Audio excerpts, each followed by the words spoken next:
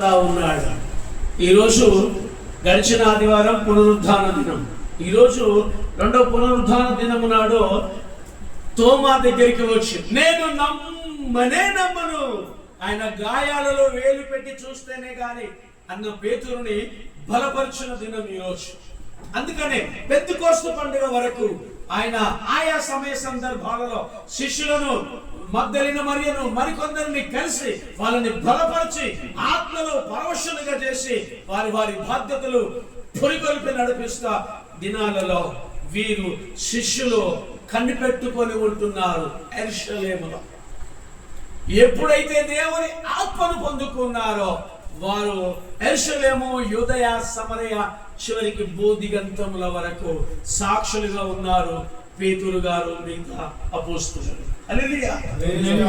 ఈ రోజు అక్కి తీసుకున్న పేతురు గారు మొట్టమొదట యెరూషలేములో యూదుల గురించి అక్కి ఓపెన్ చేశారు. దేవునికి స్తోత్రం. యేసు ప్రభు ద్వారా పొందుకున్న అక్కి యెరూషలేములో అనగా నామకార్థపు క్రైస్తవంలో ఆ లోకములో క్రీస్తులో అటు ఇటుగాని స్థితిగతిలో ఉంటున్న అనేక జీవితాలను ప్రభావితం చేయడం కోసము యెరూషలేములోని యూదుల మత ఛాందస్తులో ఉన్న వారి కోసము ఆ కీ ఓపెన్ చేసేశారు. చూద్దాం. 2వ అధ్యాయం అపోస్తల కార్యములు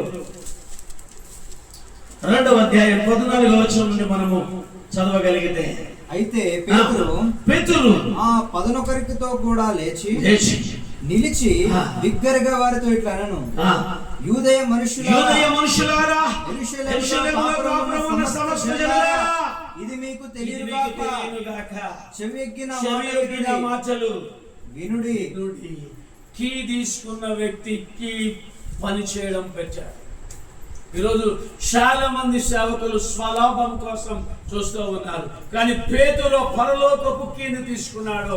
యెరూషలేములో ఉన్న యూదులందరి కోసము, ఇదిగో మీరు మారు మనసు పొందాలి, రక్షణ పొందాలి. ఆ యేసే సజీవుడైన క్రీస్తు, ఆయన ద్వారానే విమోచన, విడుదల, ఆనందం, ఆశీర్వాదము, పరలోక ప్రవేశము ఉన్నది.